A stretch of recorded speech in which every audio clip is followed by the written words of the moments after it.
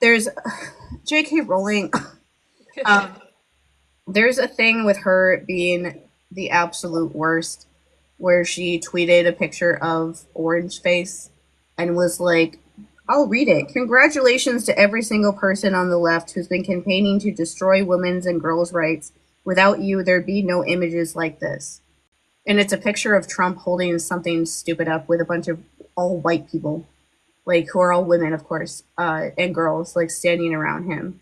And um, I wanted to talk about that in the context of you mentioned it that the Harry Potter like Yeah. TikTok account was like posting. They were queer baiting. So, and it was a very subtle queer bait because literally all they did is, you know how you can post photos on TikTok now? It was literally just a photo screenshot of from Chamber of, or sorry, am I thinking right? No, Prisoner of Azkaban. Because Wolfstar is such a huge thing with this fandom, of course, everybody's like, oh, I knew it was canon, or saying things like that in the comments and getting excited for it. Exactly what they were trying to do. Yeah, and like to be queer baiting is like this thing that like people have accused people of queer baiting, and I'm like that's impossible.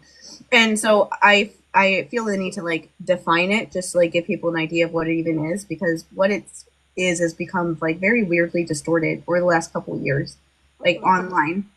But essentially queer baiting is when like a studio, like somebody who's like trying to market something that they're making, Mhm. it could be a celebrity, but it would have to be a celebrity that is like pretending to be gay to the point that that is their entire marketing campaign.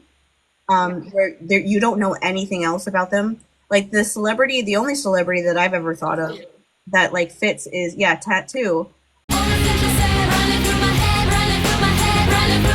Where like in the early like 2000s, literally they were known as these two Russian girls that were lesbians that would like kiss on shows. They were not lesbians.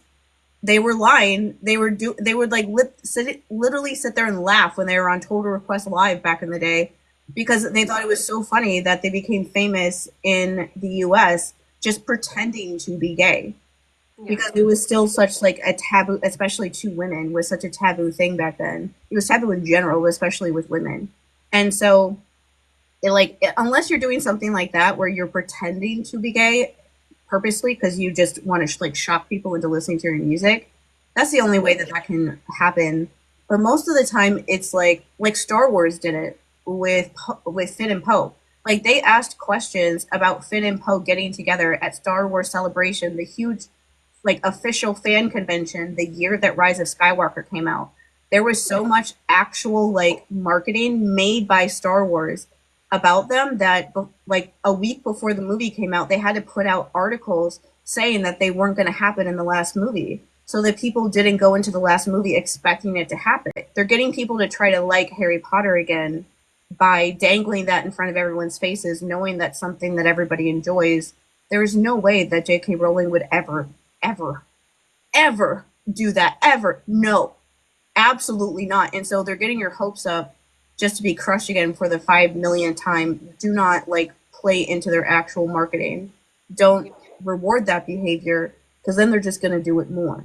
And we wanted to compare that to Rick Riordan because he has a Blue Sky account and he just has been posting like random Rick stuff on there over the last like especially over the last couple of weeks. And uh he posted on there earlier this week. He said, later this month we should be able to announce more details about the second Nico Will book that Marco Shiro and I have written, just in case you need the promise of some good news to look forward to.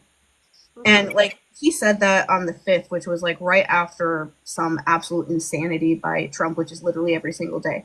Yeah. But that's a very different sort of way. Like he is saying, I have multiple canon characters. Two of them are dating each other. One of them is a bisexual boy, like teenage boy. How often do you see bisexual boys in like books, especially books written for children? They're usually it's like you're either gay or lesbian or nothing.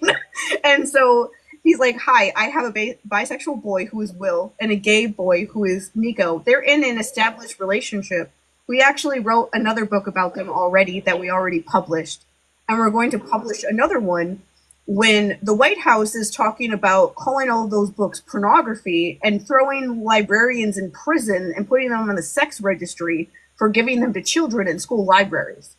But he's still like, we're going to put this book out anyway. And so, like, I'm not trying to say that to like make him a hero at all. He's not. But it's more of just the idea of like, that's somebody that like actually cares Hmm. about queer people because he wrote many, there's multiple relationships in Percy Jackson right now that are between queer people. Hmm. Um, and he's not queer baiting. There's no baiting because it just happened. Yeah. It happened.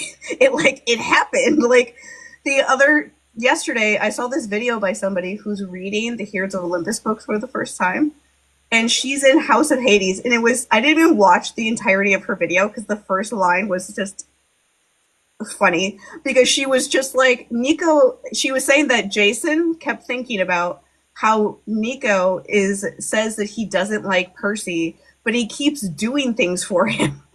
And he's like, why does he keep doing things for Percy if he doesn't like him so much? And the person reading the books is like, does Nico have a crush on Percy or something? And they reveal that in like the next book. Hmm. I'm pretty sure it's the next book and not that book. But it's just like she's figuring that out because he's just writing those how that actually happens consistently in a way that like is, realistic. That's how people figure that stuff out.